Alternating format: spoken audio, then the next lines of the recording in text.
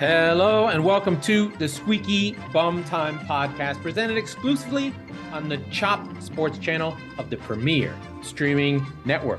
We are recording this on Monday, March 13th. I am your host, Laurent Courtines. In this episode, Casemiro sees red in red, City and Arsenal hold serve, and Liverpool slip again.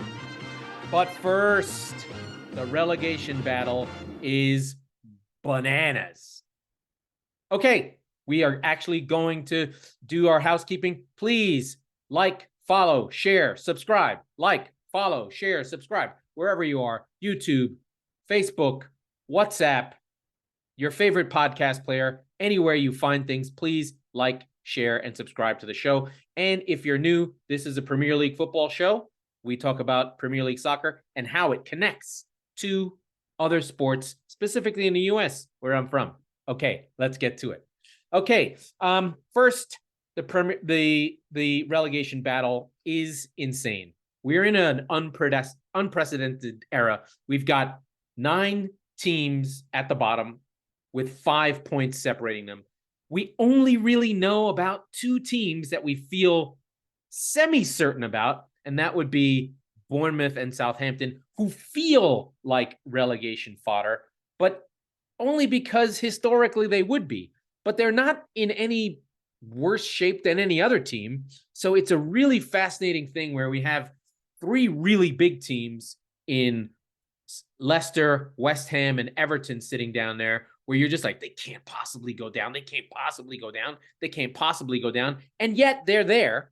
We have Leeds that we really don't want to go down because we like the romance and nostalgia of it, even though they're relegation fodder. And then we have other teams in this group. So let's go through it. Palace on 27. They haven't won a game since New Year's Eve. Wolves, who feel like they're in better shape, they have a win and a draw in their last 5, along with 3 losses. So 4 points out of 15. We have Forest, who just have 2 draws, which is meh. We have Everton, who have 2 wins and a draw, which for them is really, really good. That took them out of the relegation zone. And then we have this fundamental trust of Sean Dyche, and they have home field. Then we have Leicester, who we thought were fine on February 11th. They won 4-1 at Tottenham. We were like, these guys are fine. Then they proceed to just lose 4 in a row, and we're awful in all those games. Then we have West Ham, who underlying numbers are the best team of this group. Their XG is +2, which is shocking. They should not be anywhere near here. They're more in line with Chelsea, to be frank. We have Bournemouth. Gary O'Neill has the team fighting. They just come off a win where they beat Liverpool. Leeds just had a draw. They've had 4 points of their last couple games, so they're playing a little better, just getting back Rodrigo. And then Southampton, who we know just drew against United and beat Leicester, but they are actually in one of the better forms of the bottom group. So nobody knows what's going to happen. I think that's the key thing here.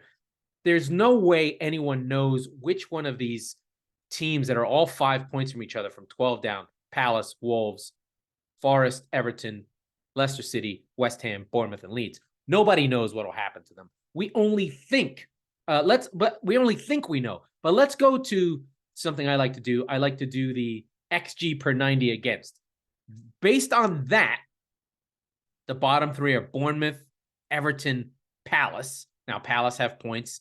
Nottingham Forest have points as well. So Nottingham Forest, I think a lot of those are early, and Wolves. I like to think about goalkeeping. I really don't like Bazunu. I really don't like Medlier for Leeds. Leeds have a really good XG against, but we know the reason for that, and that's that they were behind in nearly every game. So they'd fall behind 2 goals and then play from behind. So there's another kind of nerd thing called game state, and that kind of dictates how you play. If you're winning all the time and you don't keep attacking and you sit back and defend and you have good defenders, you'll likely you'll underperform your XG because you don't need to attack. You're fine.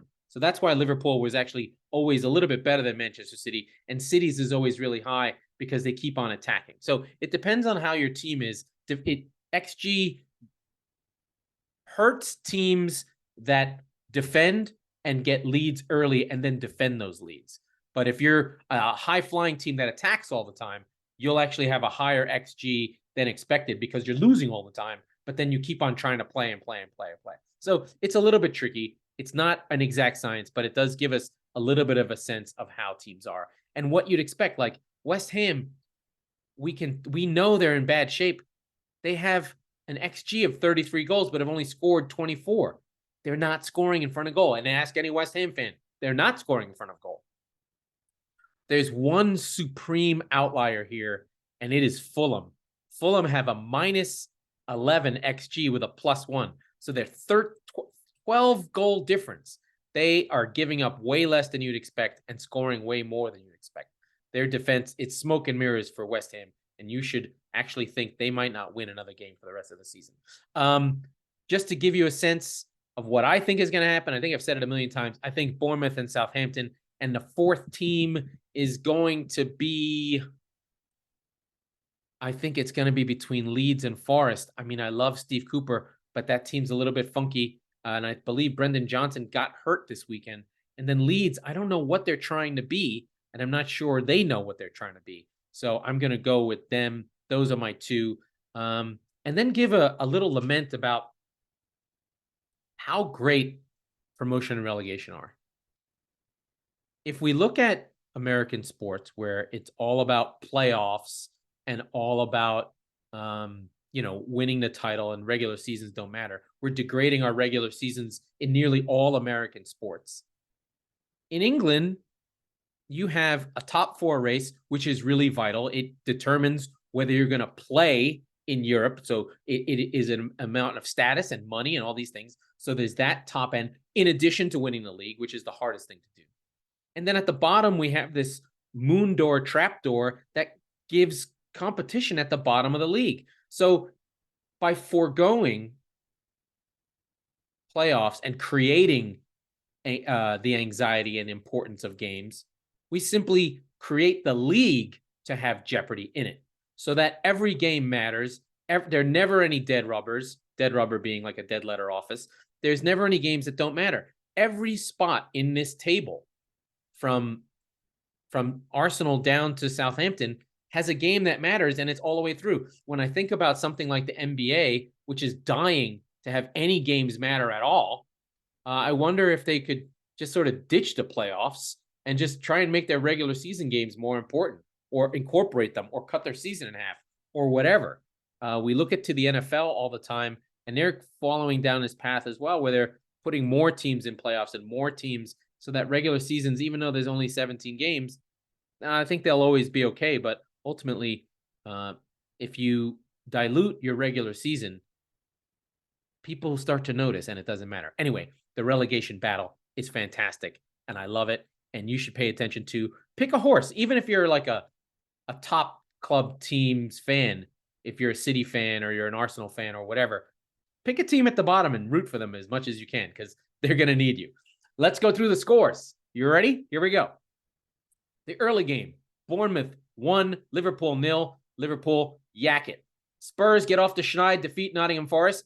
Shocking. At home, Spurs, and Nottingham Forest away, a totally different thing. Leicester City 1, Chelsea 3, a big away win. My boy Potter getting off the schneid. Everton on an early amazing goal by McNeil, defeat Brentford, really good for them. And the most exciting game of the day, Leeds 2, Brighton 2, good goals all around. Brighton just only score bangers. That was fantastic. And in the snooze fest, City limit Crystal Palace to nothing, but only score one goal, 1-0, a penalty to Holland on Gundogan, win 1-0. On Sunday, West Ham 1, Aston Villa 1. West Ham, you got to do better. Fulham 0, Arsenal 3. An extremely dominant performance from Arsenal, just what Arsenal needed.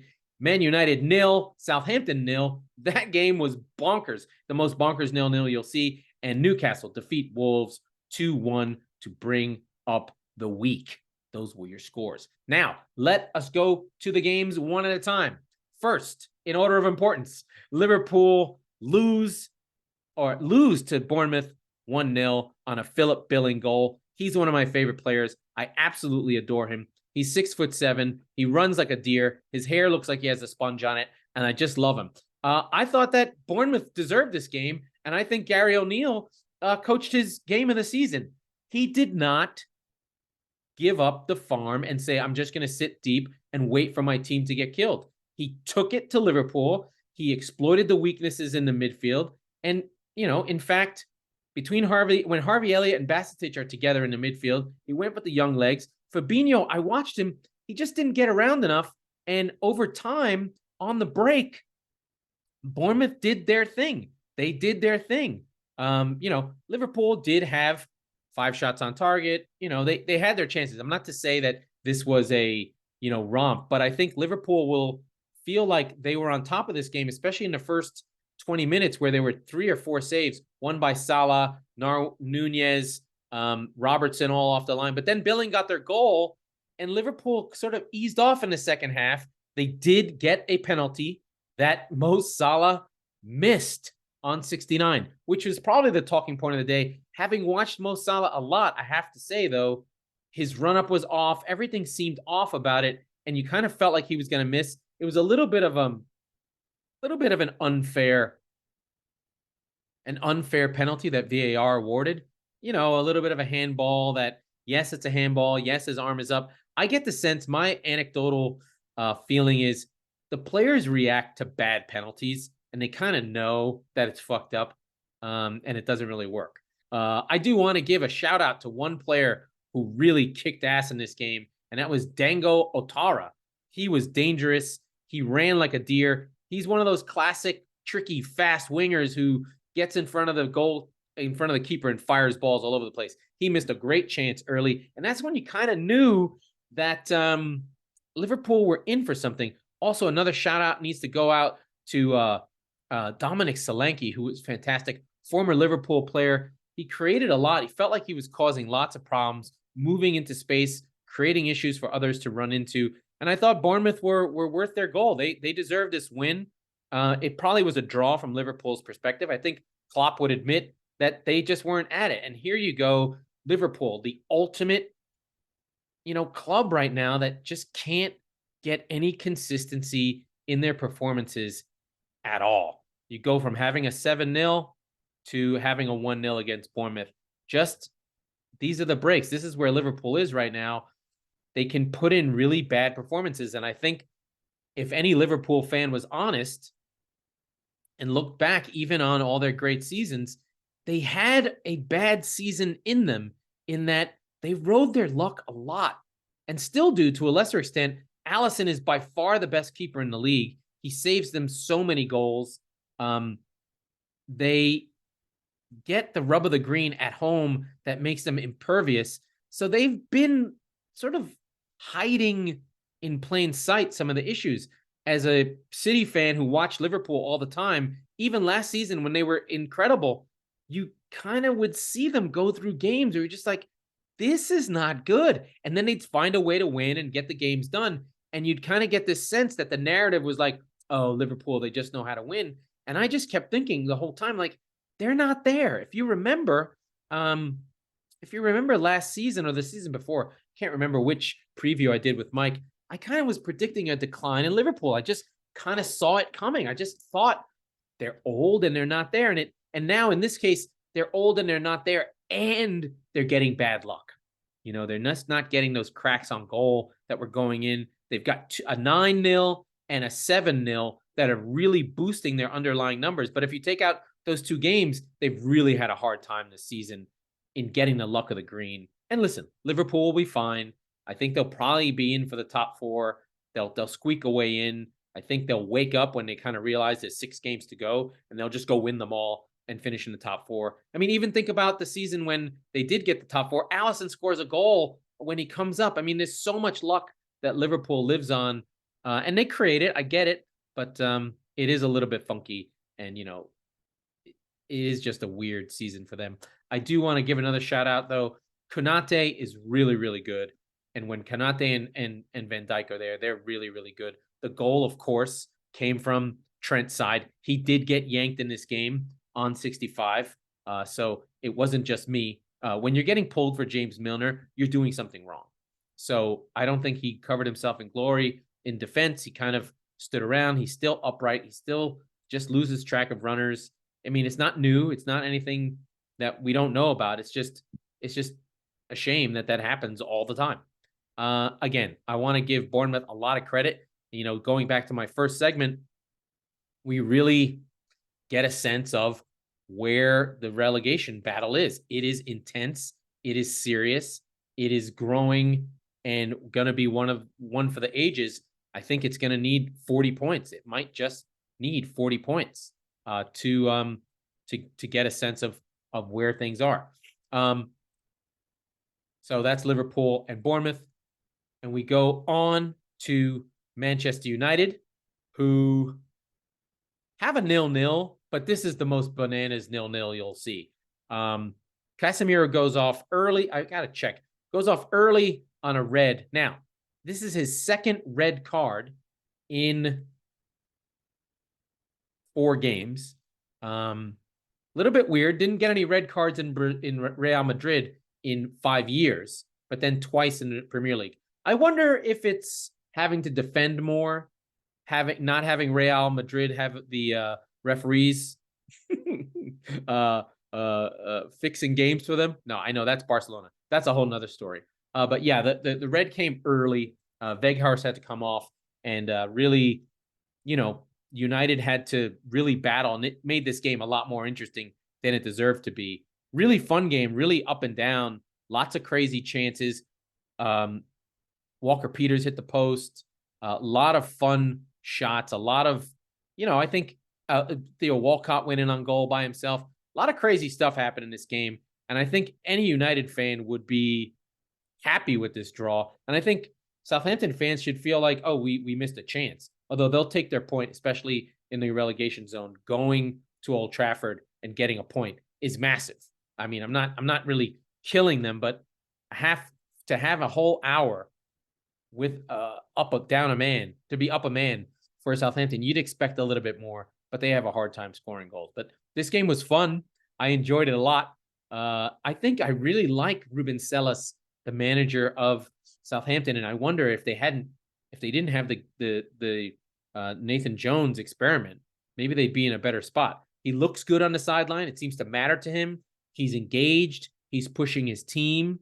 He doesn't seem burned out. And maybe Bazzuno's getting better. He made some decent saves, although I did see him go wandering around. You feel like, James Ward-Prowse will win you a game once every 3 or 4 games. He's not a great defender. You can see him not get around. People go past him often. But I really like Lavia. So Southampton has something to them too. This is more of a theme within this episode. These relegation teams are really, really good, and you have to really, really, really be careful about playing them. They will beat you. It's not a fucking joke. They'll come after you. They'll put the hurt on you. And I think it really goes to show how good the good teams are in the Premier League, how good Arsenal has been, and we're going to go to them right now, how good Arsenal has been to be where they are. Because playing these relegation teams, every team is tough in this league. Every team is tough. And you could have sworn that Fulham at home was going to be a great chance to battle with Arsenal, but Arsenal put together one of their better halves of the season and just played Fulham off the park. I will say Fulham without Paulinho is not Fulham. He's actually their most important player. He's leading the league in both tackles and interceptions, and he essentially creates a one-man defense. He's the most energetic player in the Premier League, and and Fulham have not won in the 3 games he hasn't been in. But Arsenal were fantastic in this. Gabriel early, Martinelli, and Odegaard all assisted by the great and powerful Trossard, who, if you were a Brighton head, you knew how good Trossard was. I didn't think that he would be starting and being as important to Arsenal as he has been, but he now becomes the first player in the Premier League ever to score a hat trick of goals and assists in the same season. If you remember the 3-3 with Brighton, where he scored 3 goals in at Anfield, which was an amazing display by him. Not much from Mitrovic. He took his 3 shots, didn't really get much going. Pereira also did some good work, but ultimately this was an Arsenal game and that they needed. A really easy, nice win. I think I had been talking about it earlier. They needed an easy game. They needed an easy game desperately. And now the front three of Arsenal has more goals than PSG's front three. So Saka, Odegaard, Martinelli. Saka, Odegaard, Martinelli. Yeah, that's the one. Those are the three. They have 10 goals as a trio, which is amazing. It just goes to show the great work Arteta's done.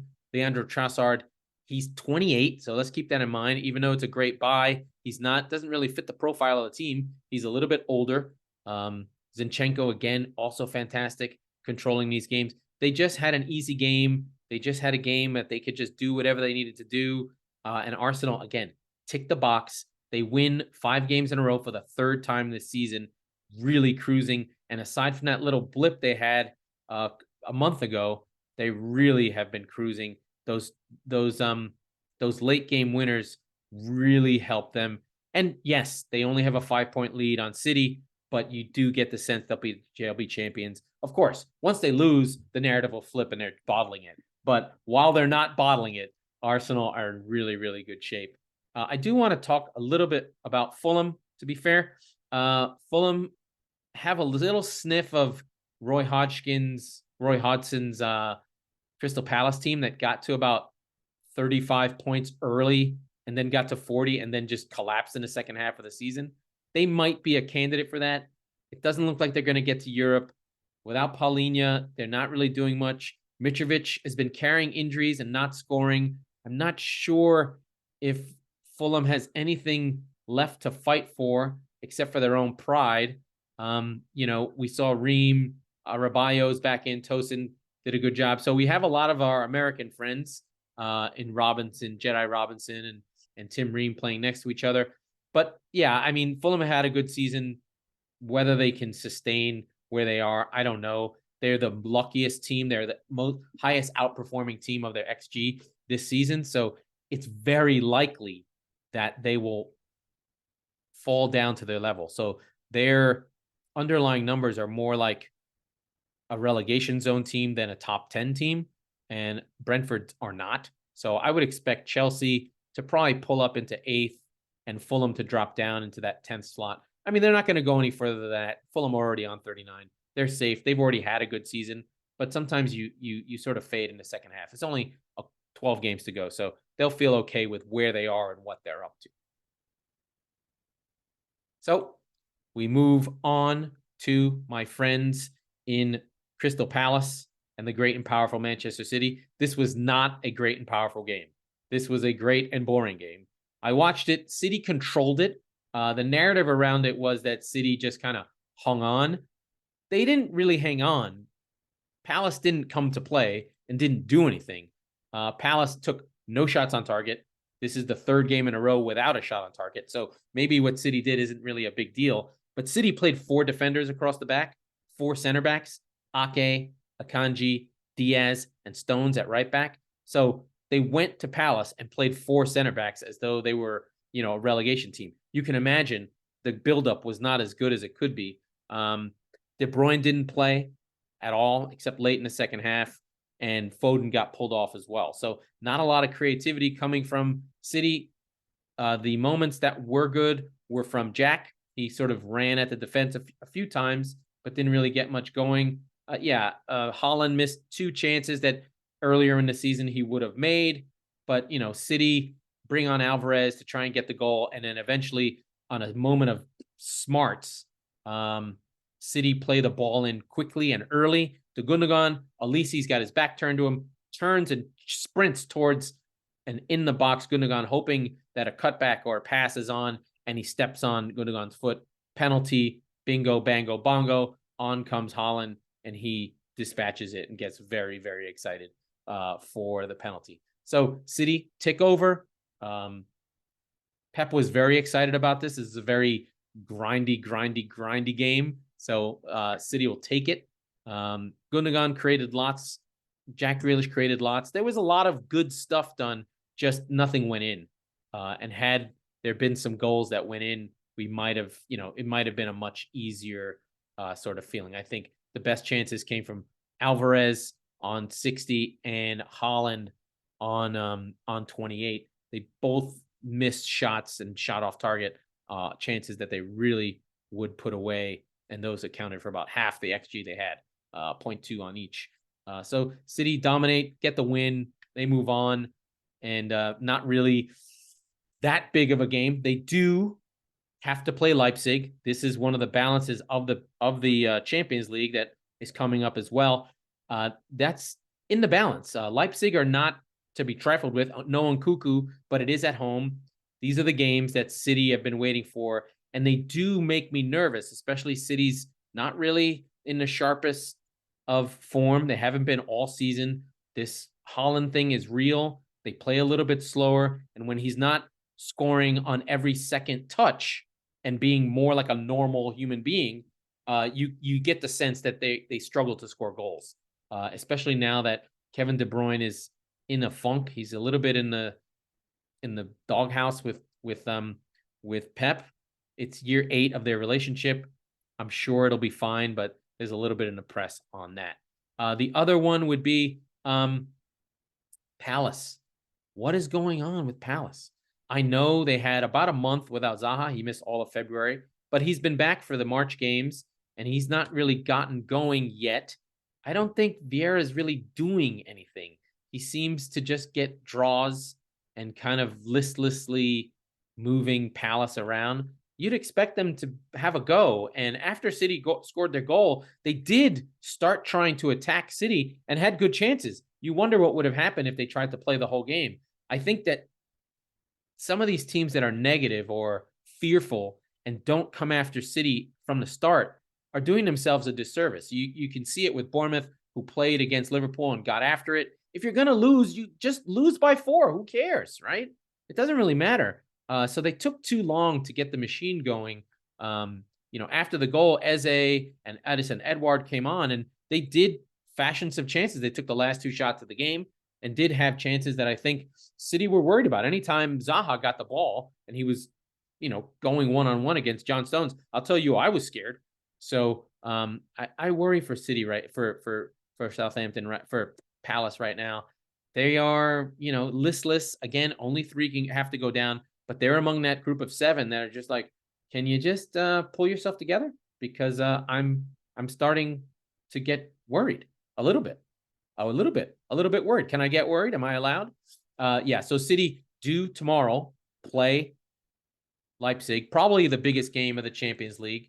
And I'll give a pop round to the Champions League just to give it a little bit of a look-see. I know I've been getting it wrong.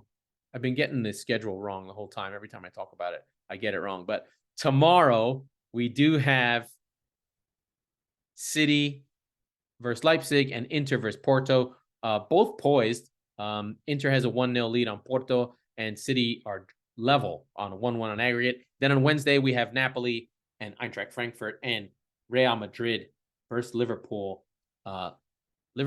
Real Madrid up 5-2 on aggregate. 5-2 on aggregate.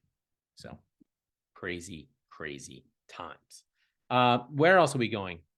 We've got more things to cover. Let's go to, where else can we go? Let's go to see our friends at Chelsea. Chelsea are back off the schneid. They scored some good goals. They win 3-1 versus Leicester City. Wout Weiss gets sent off late, but the goals in this were really good. Chilwell's was incredible on a cross from Koulibaly, who sidestepped his defender on one side, passed it across. Chilwell fires it home. Really good. Kai Havertz, just at the end of the half, was incredible. The ball from Fernandes over the top of the defense, and Havertz just nonchalantly pokes it in. And then Kovacic, doesn't score goals, but when he does, they're bangers. He does an outside of the boot karate kick into the goal. 3 goals for Chelsea, all really class. They were so difficult that actually Leicester won the XG battle, but lost the game. Daka scored early. Nice to see him playing. And then, they just couldn't get their goals. They couldn't get their machine going. Although, to be fair to Leicester, they did have decent chances. Again, James Maddison pulling the strings, creating tons and tons of opportunities. Same with Iheanacho, both creating so much, but not really getting anything done. Danny Ward, not great in this one, as he usually is. He's pretty poor. Could have been at fault for the Chilwell shot. Didn't really see it coming his way. But Chelsea, we know they got past Borussia Dortmund. We know that they are moving on. We see a little green shoots of confidence growing in this team. I think it has something to do with playing the same players, which I think is good. We know Fernandes, Kovacic together is a nice group. And then Fofana and Koulibaly playing together. Cucurella playing. We've got a decent, seemingly part of this team coming together. And I think Chelsea will feel good about where they are in the Champions League. I believe the draw will be on Thursday after the Wednesday games, or maybe it's Friday. So we'll know who gets who in these Champions League draws. But things are moving along and getting very, very interesting very, very, very quickly. And then we go to our other friends in the relegation battle. So Leicester is one, and we have Everton versus Brentford. Brentford getting shut down by mighty Dyche's Everton. The goal by McNeil is incredible, really fast on the volley, gets it done. Of course, Brentford dominated this game. The Houdini that is Dyche, who loses every single game in XG, but then does somehow wins the game. Incredible stuff from the great and powerful Dyche. They have a consistency now. We're always seeing the midfield of Onana, Gay, and Decore. And then we've got Michael Keane and Tarkowski. So many Burnley old boys. I don't even know what to do. Seamus Coleman still getting it done, the madman. And then Iwobi, Gray, and Dwight McNeil play up front. I feel like there was some controversy here, but I don't remember what it was. I do remember Ivan Toney just getting boiled over and missing a gilded chance in this one that he just never was able to put together. I'm just going to look at Iwobi missed one, Rico Henry missed one, and those were the two really big ones that were missed. Yeah, Ivan Toney and Buemo, not too much to write home about in terms of getting goals. Although David Raya, the goalkeeper, had a really nice shot at the end there and almost pulled it level. That would have been so Everton to blow it. But, that's Brentford's first loss in their last 12. They had been unbeaten in their last 11. Lots of draws in there, but still, for Brentford to be unbeaten in 11 is incredible. And then the great and powerful Dyche goes 95 minutes defending a 1-goal lead. How Dyche is that? That is like a Dyche of Dychistan, more Dyche than you can Dyche at yourself. So we're seeing the good stuff from there. I think it's interesting that Connor Cody doesn't play anymore. I always thought he was a better defender than Michael Keane, but maybe, he's better in a 3. I am concerned for him. He'll probably need to leave Everton. I think he was on loan from Wolves. So we'll wonder about what happens with Connor Cody. Kind of player that you kind of like, kind of would fit in any bottom 10 team, would fit into someone like Palace or Forest or Leicester City. Leicester City and Connor Cody feels like a match made in heaven. Really good player. Maybe he could fit into Tottenham, but maybe after the Matt Doherty experiment, no, Spurs aren't taking anyone from Wolves ever again. Let's talk a little bit about Nottingham Forest and Tottenham.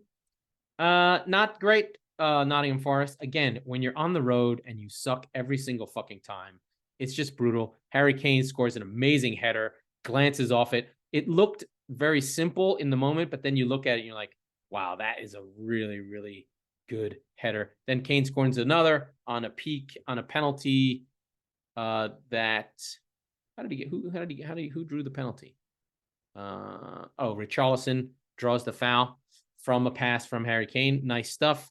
Really good from Kane. And then Sonny scores a goal deflected in that Richarlison set up. Richarlison, hard done by an offside call. That was a little bit weak. And Forest get a consolation goal from Joe Worrell, who'd come on late. Yeah, for Forest, they do their thing where they run hard and he makes all 5 subs every game. I'm noticing that from Steve Cooper. He always uses all 5, tries to run hard and defend as hard as he can, and then catch teams as they're sleeping in that transition period when his team has fresh legs and yours doesn't. That's a move that I'm watching you, Steve Cooper. I know what you're up to.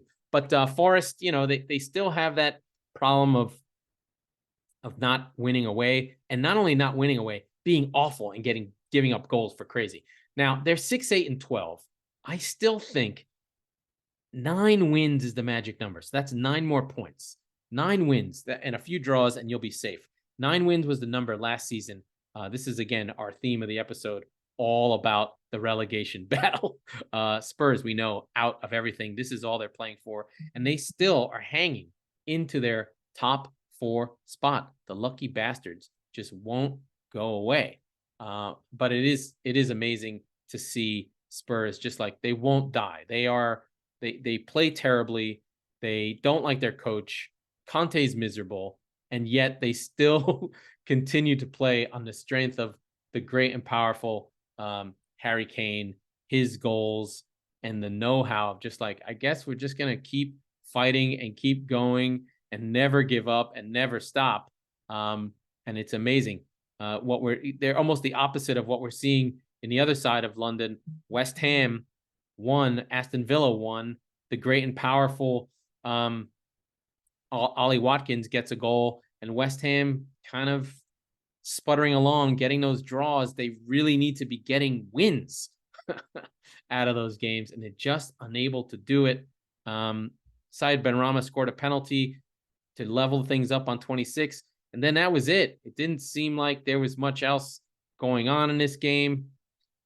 You know, I don't know when Moyes has to go, but eventually he's going to have to go, right? I don't know, West Ham fans. It's just one of these things where it's just like, can somebody please score for this team?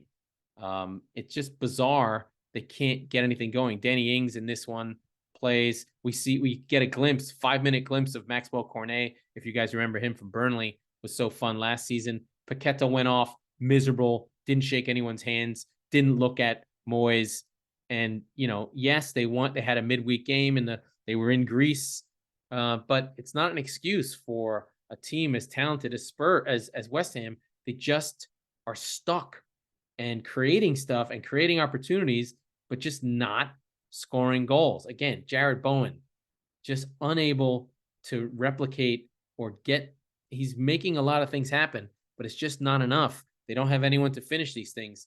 Danny Ings, no shots. Said Benrahma took all the shots for everybody, 9 shots. A little bit greedy, scored his 1, but on a penalty. He was at least trying to get shots off. How Skamaka can't get a run. I don't even think he was in the lineup, or he is not even playing. They always looked better with Cresswell creating stuff, but now they're not even playing him. They're being defensive all the time. I'm not sure what they're supposed to do.